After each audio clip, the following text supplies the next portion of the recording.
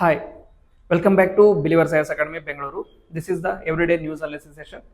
In today's session, we are going to discuss some 6 to 7 articles from various newspapers such as the Hindu, Indian Express, Business Standards, PIB, etc. etc. Okay, so without any delay, we start the first article. The first article is from the Hindu, which deals with Wikipedia and Asia Network India's defamation suit. Okay, we'll understand what is this defamation suit and we'll understand about Wikipedia. Okay, so the news is in the first half of 2024, the Asia News International filed a defamation suit against Wikipedia Foundation and 3 Wikipedia administrators in Delhi High Court, which ordered Wikipedia to disclose the administrators' details. Okay, everyone knows about Wikipedia. If you want to get content about anything, you are going to search something in Wikipedia and you'll get a detail about that particular content or particular topic. So in Wikipedia, you can also edit the content. So there was a page about Asia Network International, that is ANI, which is a news outlet in India.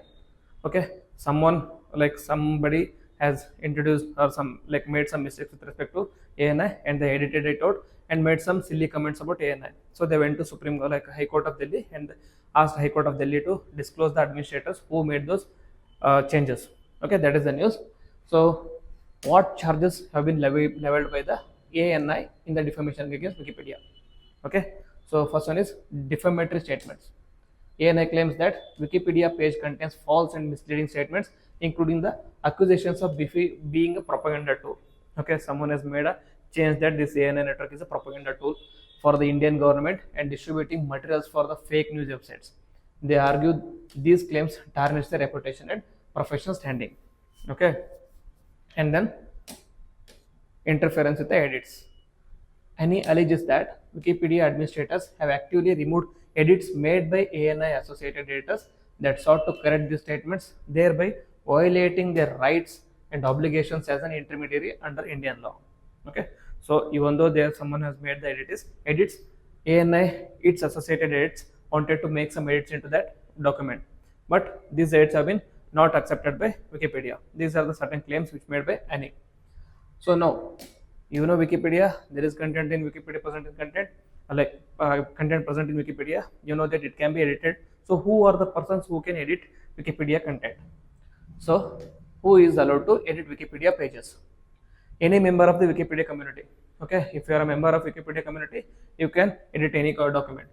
Wikipedia allows any user to edit the pages provided they follow the platform's guidelines. However, there are certain restrictions based on page status and the user's account level.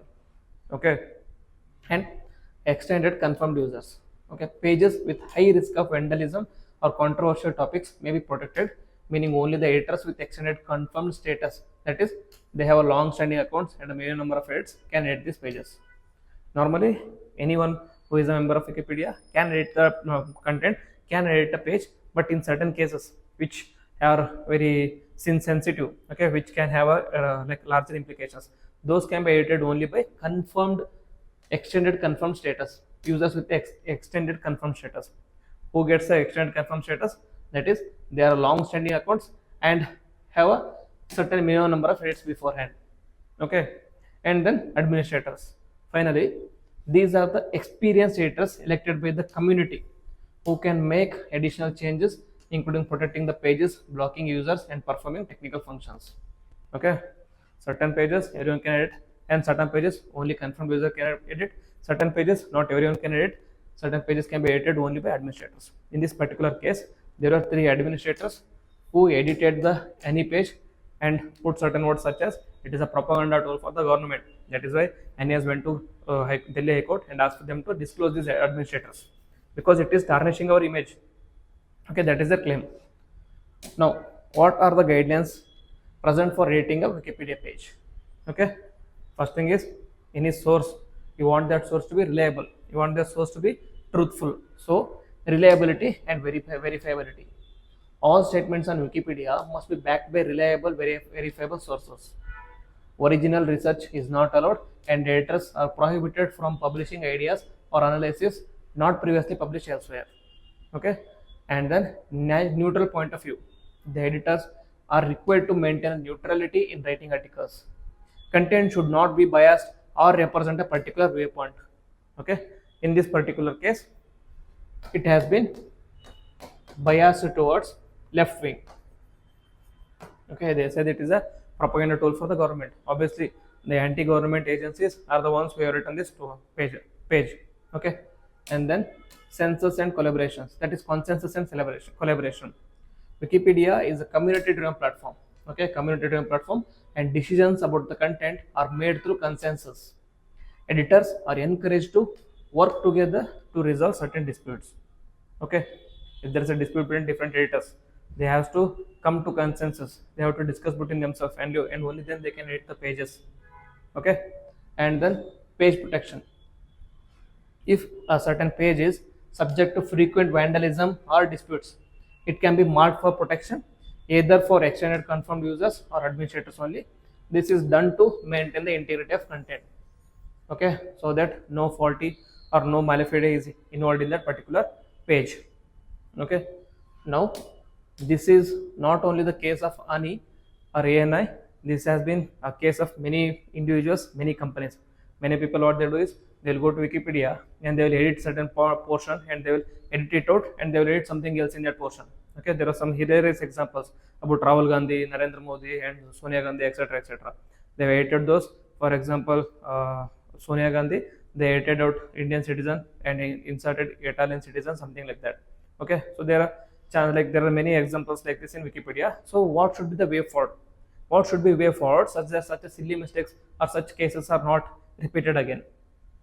First one is you should strengthen the legal framework for online defamation, meaning the Indian government should create clear legal guidelines to address defamation issues related to online platforms, and they should ensure accountability for platforms like Wikipedia in case of false or misleading content.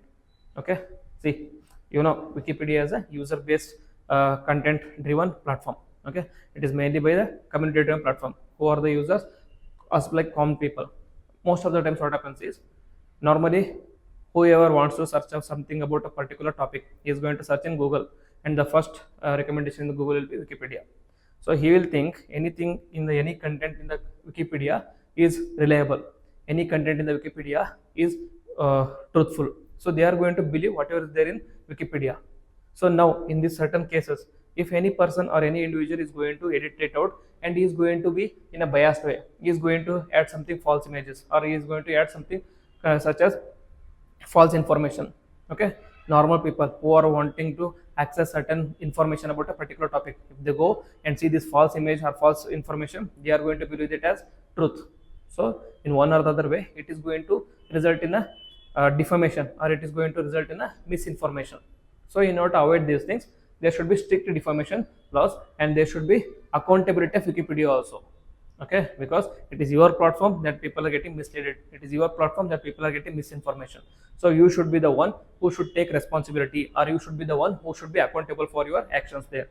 Okay, and then promote digital literacy and content regulation.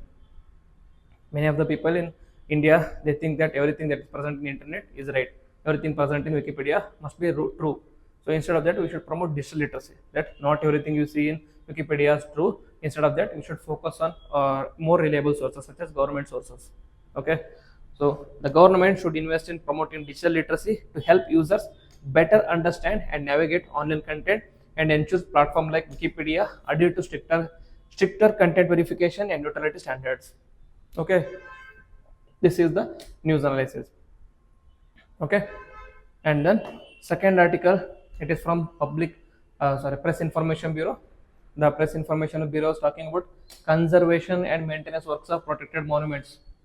There was an article which talked about there are conservation processes happening in certain monuments in Karnataka. What are those monuments? We will see, because it is very important from UPSC perspective, especially in art and culture. Okay, so the news is conservation and maintenance works are being carried out in following places in Karnataka by Archaeological Survey of India. Okay, Archaeological Survey of India. So first one is, which of the following are, like, these are the following places where renovation is taking place. And the first temple here is, or the first monument here is Hoysaleshwara temple. And the key facts about Hoysaleshwara temple is, it is located in Halebeedu, Karnataka, in Chikmagaluru district. It is built in 12th century during the Hoysala dynasty under King Vishnuvardhana. It is very important. Okay, King Vishnuvardhana is one of the famous kings of Karnataka under Hoysala dynasty. Okay, anyway, KPSC is very nearby. Like December 29 is the scheduled date. So there are many chances that they are going to ask questions about Hoysala temple because it was recently included in UNESCO World Heritage Site also. So be careful about Hoysala dynasty. They can either ask about the monument or they can either ask about Hoysala dynasty and important rulers and what are their contributions. Any other personality related to Hoysala dynasty. For example, Sri Ramanujacharya. He is from Tamil Nadu, but he was associated with Hoysalas. Okay, the questions can be connected, they can be asked like this also. And then dedicated to Lord Shiva. Hoysala Ishwara. Ishwara is another name for Shiva. Okay, and then famous for its detailed sculptures depicting mythological stories, deities, and animals. Okay, and then Hoysala style architecture with a star-shaped platform and intricate stone carvings. This is very important. This is one of the unique features of Hoysala architecture. Okay, so Hoysala architecture, if you see from the above, it looks like this. This is the star shape. On this platform, there will be temples built. Okay, temple is a masterpiece of Hoysala architecture side with a complex stonework and frieze detailing. So you should visit the Hoysala temple, one of the most beautiful temples of India, you can say. And the intricate detailing in the temple is beyond any imagination. Okay, even the modern architecture cannot be done so detailedly. Okay, and then it is a UNESCO, and it is included in UNESCO World Heritage Site already in 2023.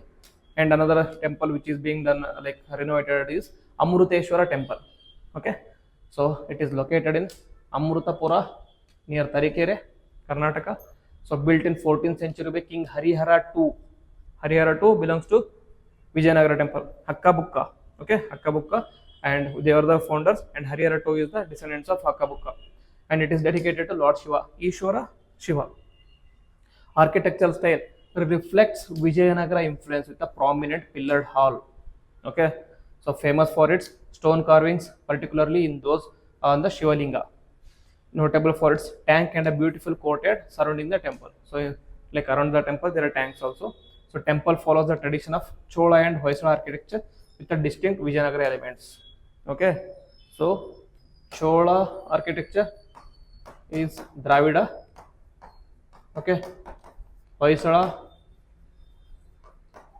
is Vesara style, and Vijayanagara is a mix between both, and it is called as Provida style. So all these three elements are included in Amruteshwara temple. So that is why this temple becomes very important. Okay, apart from this, another type of temple architecture is Nagara style, which is practiced in the northern India. Okay, and then another temple or another monument here is, sorry, not the temple, monument here is Gol Gumbaz. Okay, famous Gol Gumbaz or Gol Gumata. So Gol Gumbaz was built in, it is located in Vijaypura, or previously known as Bijapura in Karnataka. It was built in 17th century by Sultan Muhammad Adil Shah of Bijapur Sultanate. Okay, Bijapur Sultanate, Adil Shah, and is the second largest dome in the world after St. Peter's Basilica in Rome. Okay, St. Peter's Basilica is one of the famous churches in Rome, and after that, this is the second largest dome. This is the dome structure present here. Acoustic model. The dome is a whispering gallery where sounds can be heard clearly from the great distances. Okay, a central dome spans 44 meters in diameter and is flanked by 4 towers. So these are the 4 towers, and the diameter here is 44 meters. These stats should be very important for you from UPSC especially, okay, or any other government exams. And then the structure is made up of lime, mortar and stone. It reflects the Deccan Sultanate architectural brilliance, combining Persian, Ottoman and Indian elements. Okay, so initially the southern part or Deccan part was ruled by Deccan Sultanate during the Vijayanagara Empire, and after that it was split into five smaller splinter cells called as Berar, Bijapur, Bidar, Ahmadnagar, Golconda, and other dynasties. Okay, from Bahmani to 5 splinter cells were divided, and one of the splinter cell was Bijapur Sultanate. Okay, so he belonged to Bijapur Sultanate and Muhammad Adil Shah. And then Gomateshwara temple. Okay, Gomateshwara temple is a great Jain monument. It is located in Shravanabelagoda, Karnataka. It features 57-feet monolithic statue of Lord Bahubali, which carved from a single block of granite in 981 AD. So the statue is the largest monolithic statue in India, a major pilgrimage site for Jains, and it commemorates spiritual enlightenment of Bahubali or Lord Bahubali. Okay, you should already know about the story of Lord Bharata and Bahubali. So these are the two sons of Rishabhanatha, who is the first Tirthankar of Jainas. Okay, there is a story about these two where they fight against each other, and finally Bahubali wins. But even after winning the battle, he relinquishes everything and he goes for attaining the moksha. Okay, he stands in a like meditative stance, and he does moksha for like he does meditation for more than a year or two. Even then he doesn't attain moksha because he thinks that he is not standing on his own ground. He thinks that this land belongs to my brother Bharata. That is why he doesn't get the highest knowledge in Jaina, that is called as Kaivalya Jnana. Okay, this is the basic story about Bharata and Bahubali.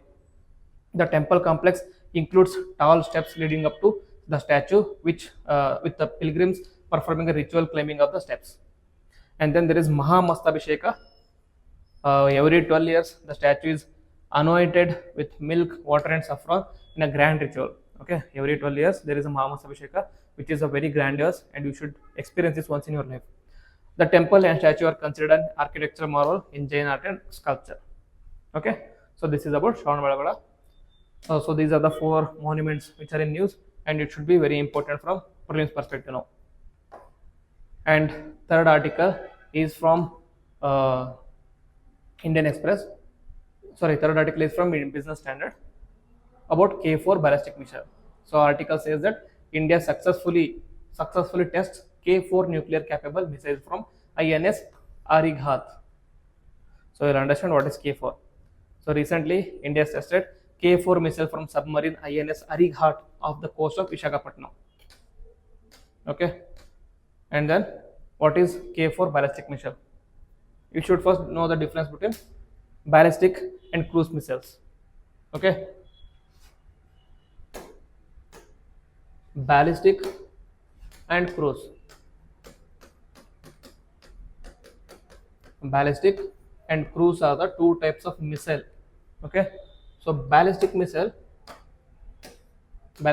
is, if you are launching the ballistic missile, initially you are going to power it up, it launches, and then it goes to the space or any height, and after that it falls in a free flow way. Okay, it follows the parabolic path. Okay, parabolic path. So initially it is powered, and after a certain point of time the power is removed, and then it falls in a parabolic path. Whereas cruise missile, from start to end, meaning start to till it hits the target, it will be powered with the energy there. Okay, it goes in a powered way. Whereas ballistic, it follows a parabolic path. Okay, so normally these ballistic missiles are used for intercontinental range, because you can just lift it up to the space and then guide its platform, like guide its path to a particular area. Okay, so here K4 is a ballistic missile.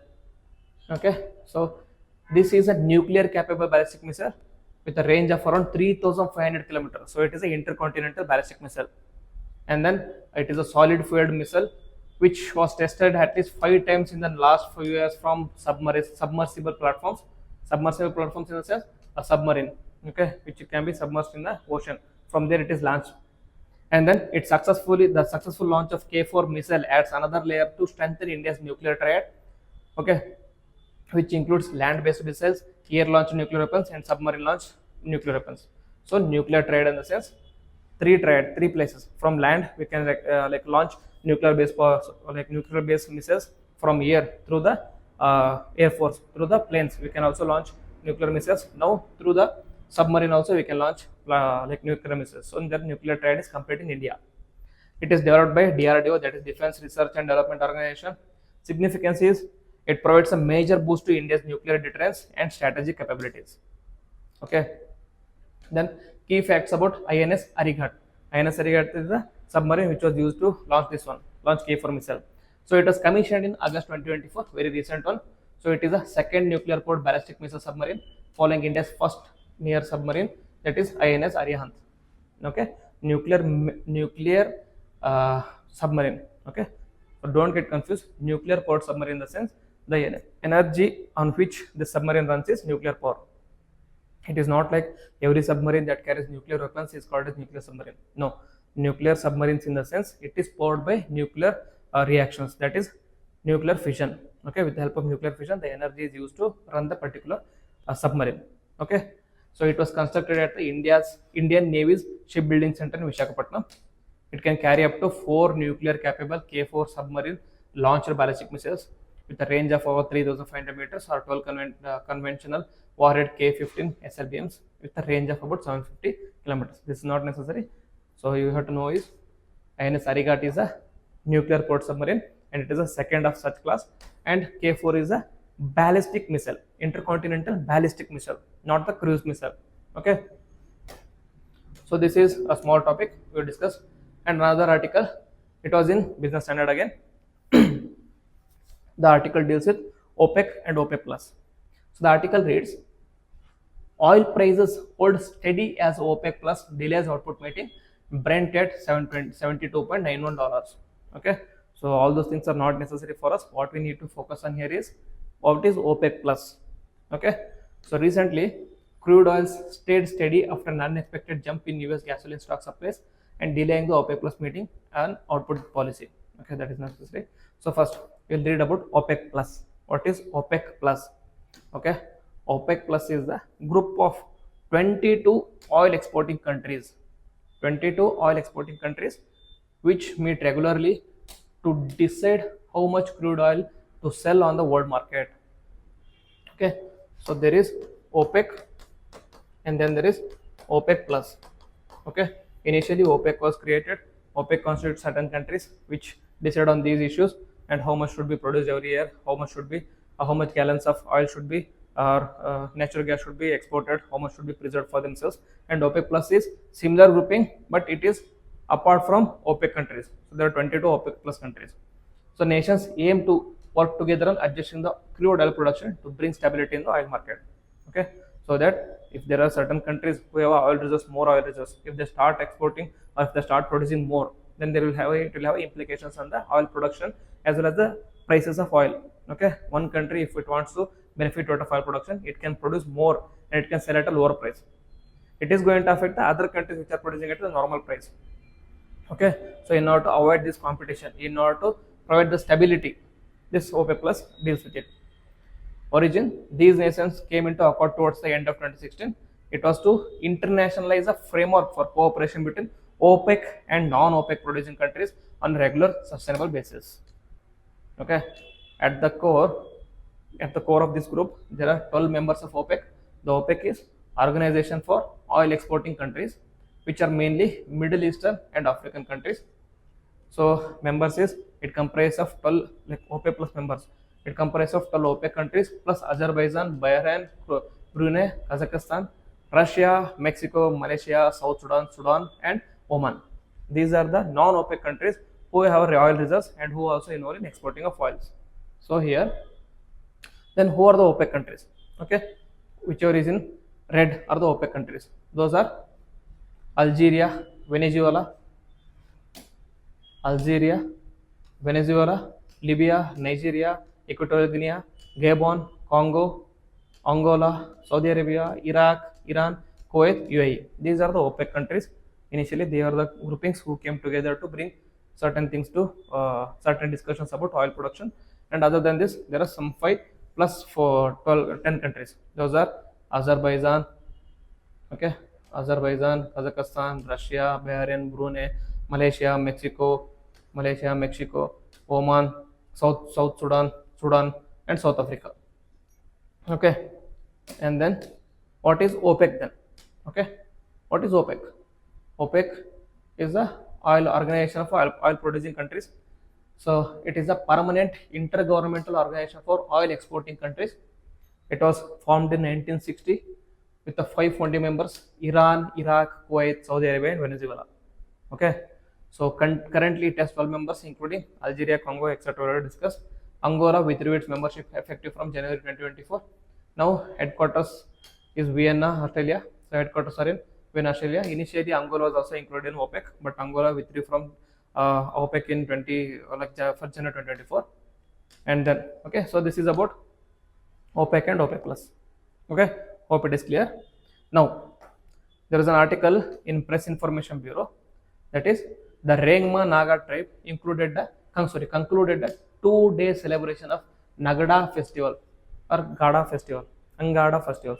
Okay, you can pronounce it anyway. Angada festival, come mini Hornbill festival at Seminyu RSA ground in Nagaland recently.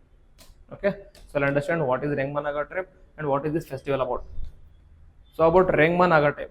Okay, so the Rengma Naga tribe are a Tibeto-Burmese ethnic group. Tibeto-Burmese ethnic group inhabiting northeast Indian states of Nagaland and Assam. Okay, according to 2011 census, the population of Rengmas in Nagaland stands at 62,915 only, and the population of Rengmas in Assam is 22,000. So they their habitat is both Nagaland as well as Assam. Next, they call themselves by the names of Jeong or Ijang. Okay, Jeong or Ijang. They belong to Mongoloid racial stock. Okay, within the racial groups there are Mongoloid, Negrotoid, Protosterolite, okay, Caucasoid, etc. etc. So these belong to Mongoloid racial stock.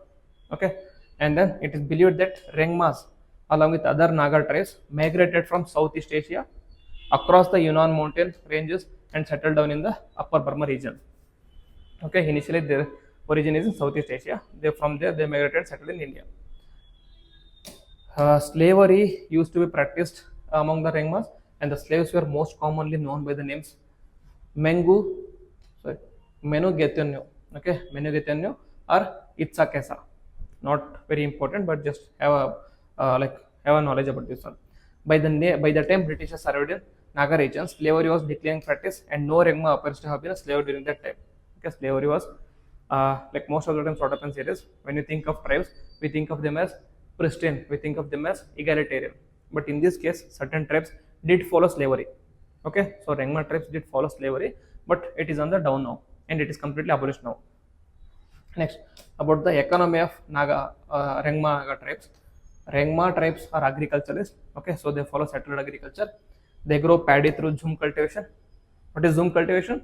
Jhum cultivation is slash and burn cultivation. Okay, or shifting cultivation. And wet cultivation. Besides paddy, staple crops, seasonal crops, and fruits are also gone. Religion, traditionally Rengma tribes worshippers of supernatural beings. Now most of the Rengma tribes are belonging to Hindu religion. Okay. Then festivals. Rengma tribes celebrate lots of seasonal festivals that are related to agriculture. And Angada is the most important festival for Rengma tribes. Okay. So this is about Rengma tribes. It is morely related to prelims, and in optional it also can be used in anthropology optional. Okay, there can be questions about any particular types in anthropology. Recently they asked questions about singular community directly, so you can just have a knowledge about this one. Next there was an article in the Hindu. It was about sustaining human lion coexistence in Gujarat. Okay, so economic drivers for communities, co-benefits of abundant cattle for lions behind delicate human lion coexistence in the Gujarat finds new study. Okay, if you know Gujarat, if you know Gir forest, you know that it is a it is a place of birth for Asiatic lion. Okay, only place in the world at present which hosts Asiatic lions in the world. Okay, naturally.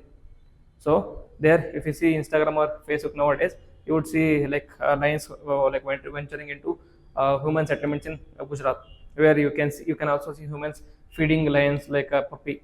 You can also see humans playing with lions. You can also see lions attacking cattle. You can also see lions waiting outside of home, etc., etc. This is because of increasing population of lions as well as community coexistence there. Okay, so I'll understand what are the reasons behind this one, how it came to be. So recently there was a new research revealed that entire population of 674 Asiatic lions, which is confined to Gujarat, coexist with humans due to mutual adaptation, strict legal protection, economic incentives, and government compensation for livestock losses. Okay, in case lions are eating a livestock, Okay, in case lions are eating a particular cattle, a person who loses their cattle is going to get compensation from the government. So it is a win-win situation for lion as well as human beings. Then the research analyzed over 14,000 livestock depredations, 11,000 compensation claims, human attacks, and surveys from 12 to 77 villages to explore the factors enabling human-lion coexistence. So, what is Asiatic lion?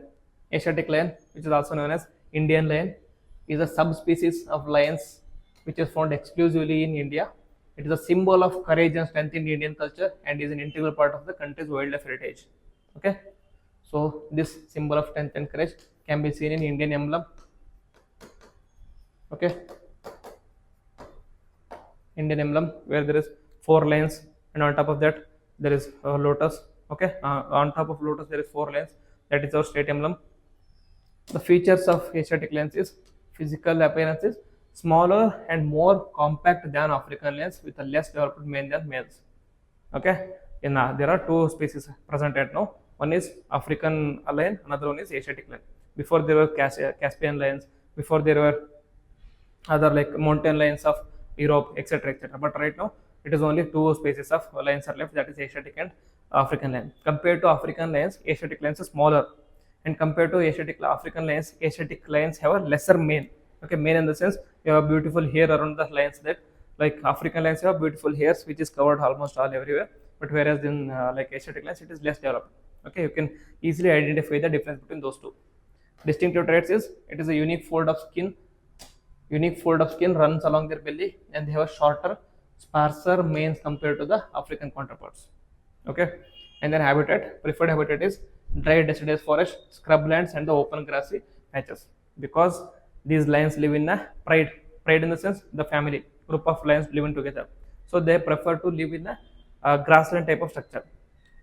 Okay, so that together they can hunt the animals. Whereas tigers are solitary animals, so they are found more in jungles. So they can hide in themselves in the trees and bushes, etc., and then have an ambushed attack. Whereas lions, because of the large number of individuals in a particular pride or a group, they can focus on directly attacking the animals through strategy. Okay, and then current habitat Asiatic lions is confined only to Gir forest and surrounding areas in Gujarat in India. The geographical ranges historically they were found across the Middle East India, but now restricted to Gujarat. The population has expanded beyond Gir forest to the neighboring districts, covering an increasing geographic range. And IUCN status is they were listed as endangered in IUCN Red List, but the organization has revised Asiatic lion status to vulnerable in 2024. This can be an achievement because of Project Lion by Gujarat government and government of India. Okay, so initially they were endangered, meaning their population was less and their habitat region was low. Now it has increased wide range of population, wide range of habitat as well as increased number of population. Then what are the challenges they face? That is obviously habitat loss because of agriculture expansion, industrialization, and human settlements encroach on the lion habitats. Any challenges faced by every kind of species is the same for this one also. Human wildlife conflict, livestock depredation, and occasional attacks lead to tensions with the local communities. And genetic bottleneck. This is very important. Genetic bottleneck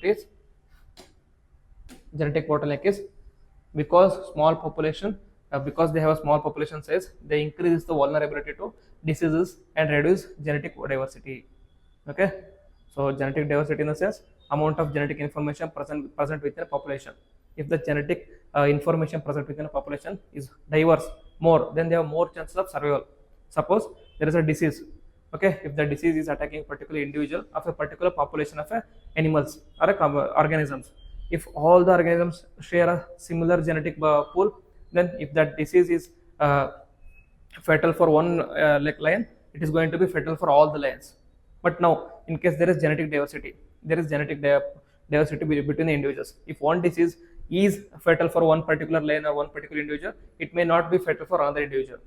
Okay, so then they have more chances of survival.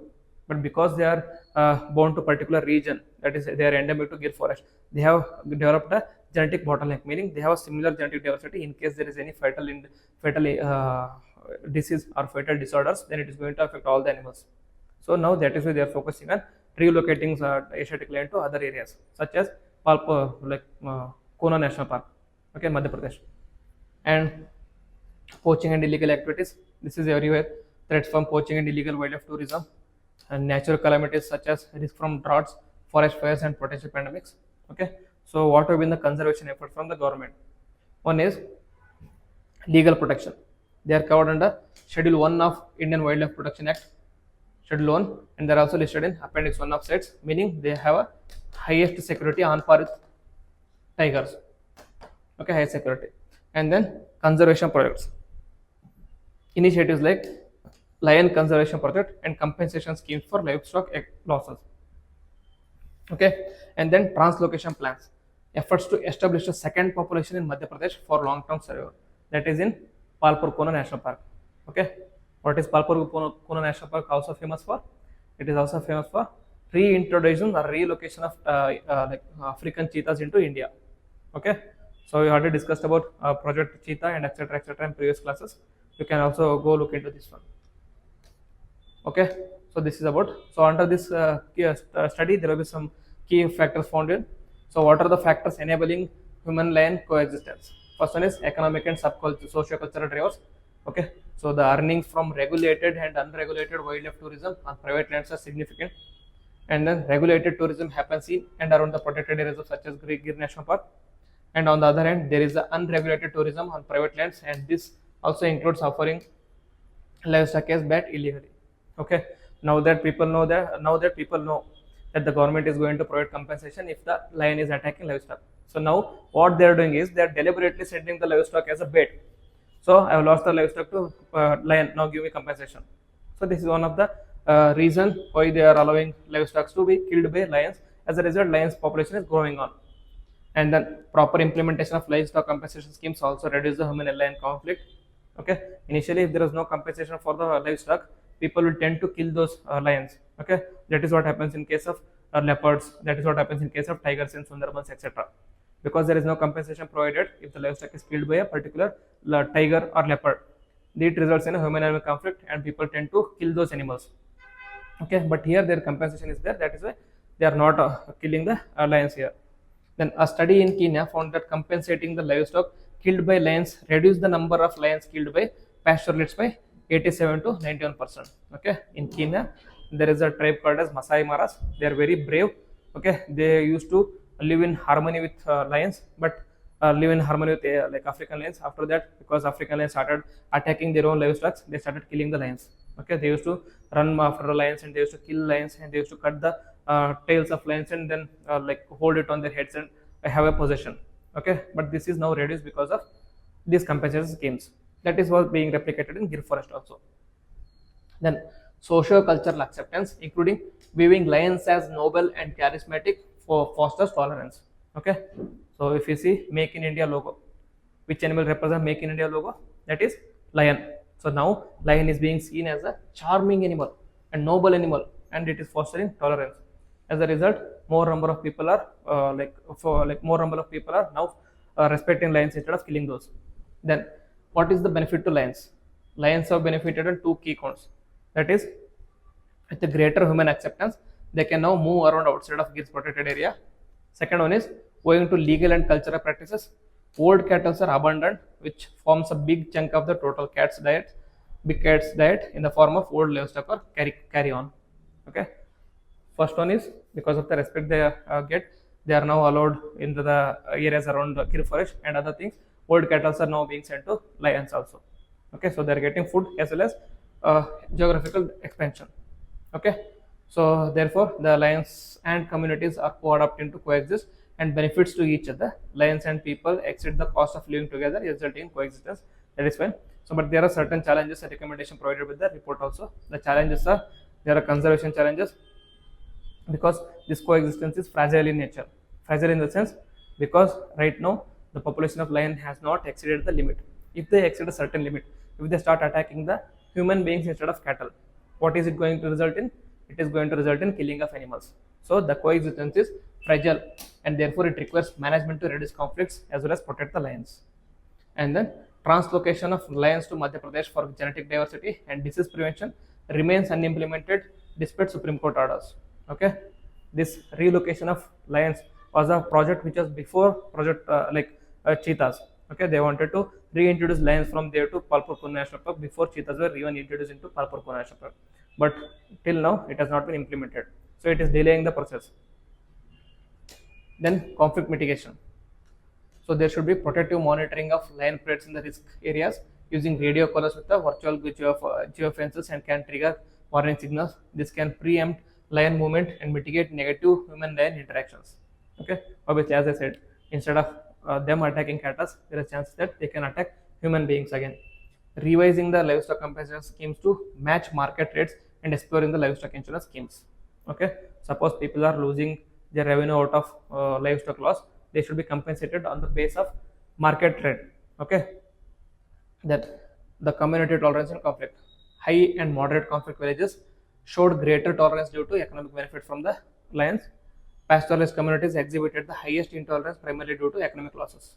Okay, because pastoralist communities, their entire economy is dependent upon livestock. If the livestock are being killed by the lions, they are going to retaliate. So another key data about this one is 91% of livestock depredations occurred outside a protected area. Okay, so it is not livestock moving into the protected area, it is instead lions moving out of the protected area and attacking the livestock. Okay, Amreli district reported the most livestock death claims, followed by Junagadh, Gir Somnath, Bhavgarh, etc. etc. This is not required. So this is what it should be focusing on this one. Asiatic lion conservation efforts and the results out of conservation is due to cattle compensation and various government interventions. Okay, and the last article for today is, it was an article in the Hindu. It was talking about CCI investigation into Google over real money gaming. So the article read, what are the implications of Competition Commission of India's investigations into Google over the real money gaming. Okay, so we'll understand what is real money gaming, online gaming, and then we'll understand what is there in the news. So Competition Commission of India has initiated an investigation into Google following a complaint by real money gaming platform Winzo. Okay, so there is a platform called as Winzo, which is a real money gaming platform. It has complained about Google for their anti-competitive measures. As a result, CCI has started an investigation. The complaint alleges that Google's pilot project, which selectively allowed fantasy sports app like Dream 11, Rummy Games on its Play Store, it discriminates against other real money games companies such as Winzo, and it is distorting the market competition.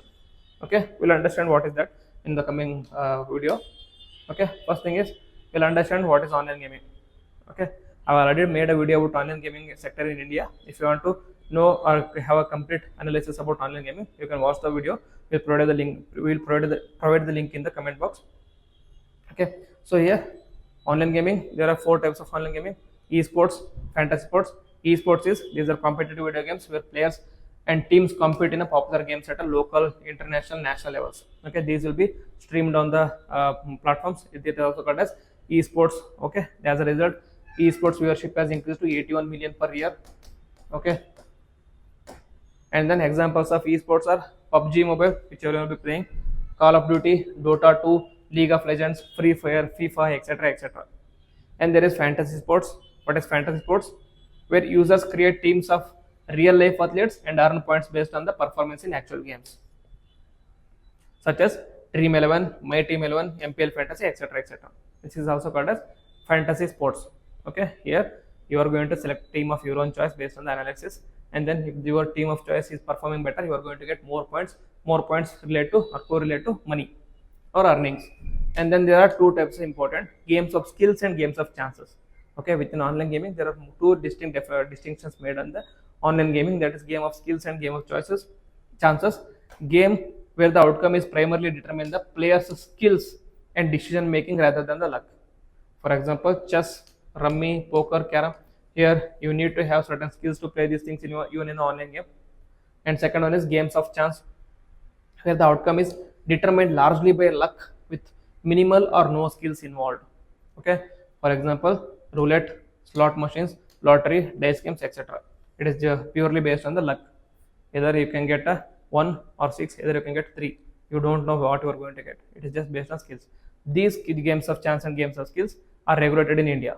Games of skills are legal in India, games of chance are illegal in India. Okay, so online gaming regulations in India. So there is a distinction between game of skills and chance. A central principle is that only games of skills are permitted, while games of chance are generally all considered gambling and prohibited. Okay, however, there is no clear definition to distinguish between game of skills and game of chance. Okay, it is just given that it is game of chance and game of skill, but there is no clear distinction, there is no clear definitions about game of skills and game of chance. So since online gaming is a state subject under 7th schedule, okay, so state level regulation, where the central government sets basic framework, individual states can enact their own laws regarding online gaming based on their interpretations of the game of the skills. At present, most of the states have made a law regarding this one, and most of the states have put a ban on game of chance. Then self-regulatory bodies. These are Ministry of Electronics and Telecommunication has established a system where online gaming platforms can register with the self-regulating bodies that verify their games or that verify if their games are compliant with the rules, and these bodies also handle user complaints. Okay, so there is self-regulating bodies which deals with whether it is regulating the or it is following all the regulations, whether it is in compliance with the rules or not. Okay, and online games which do not involve real money do not require any regulatory nod. Okay, then it also focuses on KYC and user verification. Online gaming platforms are required to implement know your customer procedures to verify user identities. Okay, so that it cannot be misused, so that it cannot be used for money laundering. Okay, and then nodal ministry is Ministry of Electronics and Information Technology for online gaming is India. Okay, that is the nodal ministry. For esports, Department of Sports under the Ministry of Youth Affairs and Sports has been notified as a nodal agency. This is very important. There is a distinction between esports and normal online gamings. Normal online gamings, MEITY. For game of sports, Department of Sports under Ministry of Youth Affairs and Sports. Then, what are the challenges faced by online gaming market in India?